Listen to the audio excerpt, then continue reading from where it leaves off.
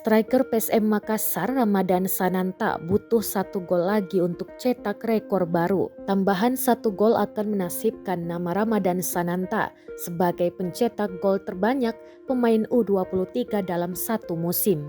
Pemilik nomor punggung 9 PSM Makassar ini telah membukukan 9 gol dari 15 laga bersama PSM Makassar di Liga 1 2022-2023. Menyamai torehan Osvaldo Hai, Dendi Sustiawan, dan Febri Haryadi.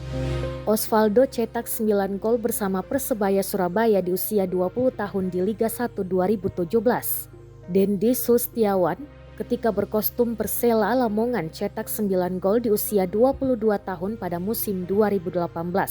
Serta Febri Haryadi di usia 23 tahun bersama Persib Bandung cetak 9 gol di Liga 1 2019.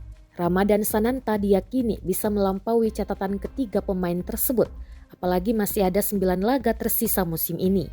Bersama PSM Makassar, Ramadan Sananta memang menemukan permainan terbaiknya. Pemuda asal Kabupaten Lingga Kepulauan Riau ini menjadi predator gol PSM Makassar. Hebatnya 9 gol tersebut dicetak dari permainan open play, tidak ada penalti.